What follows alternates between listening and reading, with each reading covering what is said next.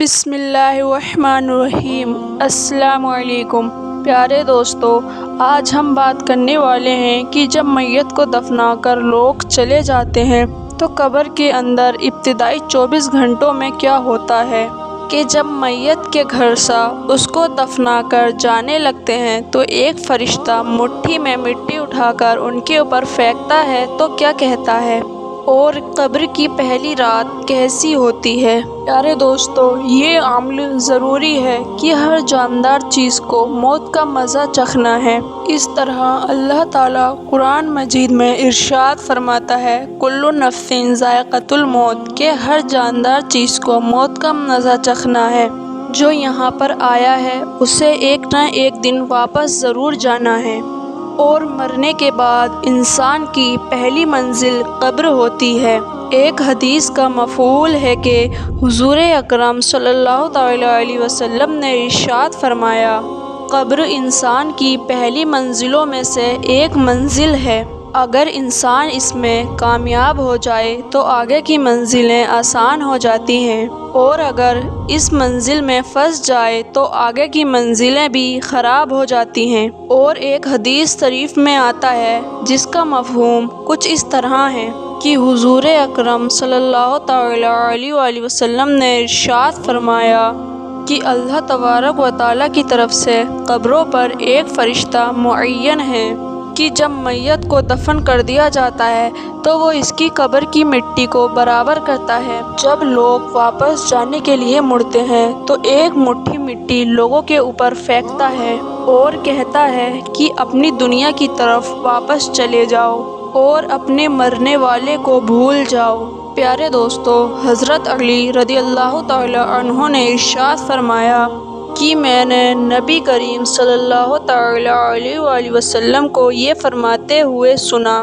کہ انسان کی سب سے مشکل ترین رات قبر کی پہلی رات ہوتی ہے، کیونکہ جب اس کے دوست، احباب، رشتہ دار، اولاد اور اس کو دفنانے والے جب دفنا کر چلے جاتے ہیں وہ انسان روتا رہتا ہے اور ہر ایک دوست کے پاس آتا ہے اور اسے روکنے کی کوشش کرتا ہے کہ مجھے چھوڑ کر مت جاؤ، لیکن افسوس کہ اس کی آواز کوئی نہیں سنتا۔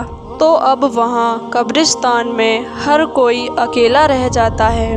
تو اب ہمارا سامنا ان فرشتوں سے ہوتا ہے جو ہمارے اعمال ہوتے ہیں، تو وہ کس شکل میں ہمارے پاس آتے ہیں، اچھے یا برے، اس بارے میں کوئی کچھ نہیں کہہ سکتا۔ تو وہ ہم سے اس دنیا میں گزاری ہوئی زندگی کے متعلق سوال کریں گے، جن سوالوں کے جواب ہماری زندگی میں موجود ہیں، اب تک ہم سانس لے رہے ہیں۔ ایک حدیث شریف میں آتا ہے جس کا مفہوم کچھ اس طرح ہے کہ رسول اللہ صلی اللہ تعالیٰ علیہ وآلہ وسلم نے ارشاد فرمایا کہ تم قبرستان جایا کرو، قبرستان موت کو یاد دلاتا ہے، اس سے عبرت حاصل ہوتی ہے۔ میں نے اپنے رب سے اپنی والدہ کی قبر پر جانے کی اجازت مانگی تھی، مجھے اس کی اجازت مل گئی، لہٰذا تم بھی قبرستان جایا کرو۔ اس سے دنیا کی بے رغبتی پیدا ہوتی ہے اور آخرت یاد آتی ہے۔ حضرت سعید بن مسیب ارشاد فرماتے ہیں کہ ہم ایک مرتبہ حضرت علی رضی اللہ تعالیٰ عنہ کے ساتھ مدینہ منورہ کے قبرستان گئے۔ حضرت علی رضی اللہ تعالیٰ عنہ نے قبر والوں کو سلام کیا اور فرمایا، اے قبر والوں، کیا تم اپنی خبر بتاؤ گے یا ہم بتائیں؟ حضرت سعید بن مسیب ارشاد فرماتے ہیں کہ ہم نے قبر سے وعلیکم السلام ورحمۃ اللہ تعالی وبرکاتہ کی آواز سنی۔ کوئی کہنے والا کہہ رہا تھا، اے امین المومنین، کہ آپ ہی خبر دیجئے کہ ہمارے مرنے کے بعد دنیا میں کیا ہوا۔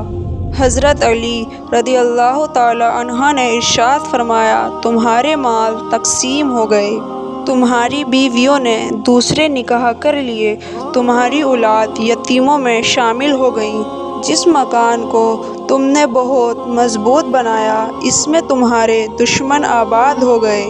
حضرت मौला अली रदियल्लाहु ताला अन्हा ने इरशाद फरमाया, अब तुम अपना हाल सुनाओ। ये सुनकर एक कब्र से आवाज़ आई, ए अमीनुल मोमिनीन, हमारे कफन फटकर तार तार हो गए, हमारे बाल झड़कर मुंतशिर हो गए, हमारी खाल टुकड़े टुकड़े हो गई, हमारी आंखें बहकर रुखसारों पर आ गईं। हमने जो कुछ नेक अमाल किए उनको पाया और जो कुछ पीछे छोड़ा इसमें हमारा नुकसान हुआ। प्यारे दोस्तों, एक रिवायत में आता है कि जब मुर्दे को कब्र में रखा जाता है तो इसकी नमाज दाईं तरफ आकर खड़ी हो जाती है और रोज़ा बाएं तरफ खड़ा हो जाता है। कुरान शरीफ की तिलावत और अल्लाह तबारक व तआला का जिक्र सर की तरफ आकर खड़ा हो जाता है और जमात के साथ नमाज पढ़ने के लिए जो कदम चले थे वो पैरों की तरफ आकर खड़े हो जाते हैं।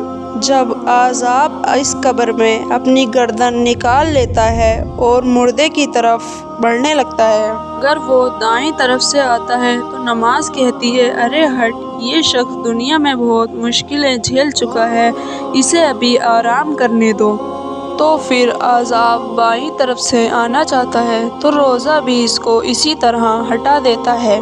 तो वो फिर सर की तरफ से आना चाहता है तो तिलावत मजीद ज़िक्र इलाही इसको रोक देते हैं और इससे कह देते हैं कि इधर तेरा रास्ता नहीं है। गर्ज़ ये कि ये जिस तरफ से भी आना चाहता है इसको रास्ता नहीं मिलता, लिहाजा वो आज़ाब कमज़ोर होकर वापस चला जाता है।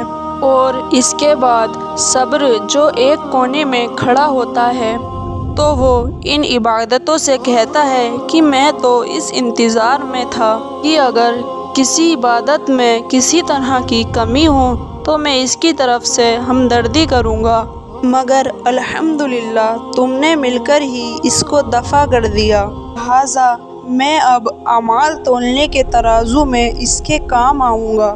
प्यारे दोस्तों, जब मैयत को कब्र में दबाकर इसके फुर्सत चले जाते हैं तो कब्र में दो फरिश्ते जिनको मुनकर और नकीर कहते हैं मैयत के पास आते हैं, जिनकी आंखें बिजली की तरह चमकती हैं और आवाज़ बादल की गर्ज की तरह होती है। उनके दांत गाय के सींगों की तरह बाहर को निकले होते हैं, इनके मुंह से आग की लपटें निकलती हैं और बाल इतने बड़े होते हैं पैरों तक लटके हुए होते हैं। इनके एक कंधे से दूसरे कंधे तक इतना फासला होता है कि कई दिन तक चलकर मुसाफरत को ख़त्म किया जा सकता है। मेहरबानी और नरमी इनके पास नहीं होती, लेकिन सख्ती का मामला ये मोमिनों के साथ नहीं करते, बल्कि ऐसी डरावनी सूरत की दहशत ही क्या कम है।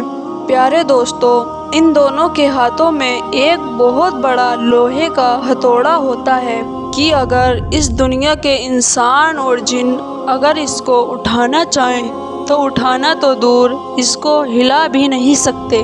वो आकर मुर्दे से कहते हैं, बैठ जा। मुर्दा एकदम उठकर बैठ जाता है और कफन इसके सर के नीचे सरक जाता है। वो सवाल करते हैं, तेरा रब कौन है? तेरा दीन क्या है? तेरे नबी कौन है? अगर मुर्दा नेक और मुसलमान होता है तो कहता है, मेरा रब अल्लाह तबारक व तआला है, मेरा दीन इस्लाम है, मेरे नबी हज़रत मोहम्मद मुस्तफ़ा सल्लल्लाहु तआला अलैहि वसल्लम है। यह सुनकर वो दोनों कहते हैं, तूने सच कहा। तो इसकी कब्र से चारों तरफ से दीवारों को हटा दिया जाता है, जिससे वो बहुत ज़्यादा वसी हो जाता है। इसके बाद फरिश्ते कहते हैं, सर उठाओ। तो मुर्दा सर उठाता है तो उसको एक दरवाज़ा नज़र आता है जिसमें जन्नत नज़र आती है। तो फरिश्ते कहते हैं, ए अल्लाह के दोस्त, वो जगह तुम्हारे रहने की है, इस वजह से कि तुमने अल्लाह ताला की इताअत और फरमाबरदारी की है। प्यारे दोस्तों, हमें भी दुनिया में नेक अमाल करनी चाहिए और मुनकर नकीर के सही सवालों का जवाब देने के लिए हमें अल्लाह ताला की इताअत फरमाबरदारी نماز، قرآن شریف کی سب چیز کی تلاوت کرنی چاہیے۔ پیارے دوستو، اگر آپ کو یہ ویڈیو پسند آئی ہو تو ہمارے چینل کو سبسکرائب کریں، لائک کریں اور ایسے ہی اسلامک ویڈیو روزانہ ڈیلی دیکھنے کے لیے ہمارے چینل کو جلد سے جلد سبسکرائب کریں۔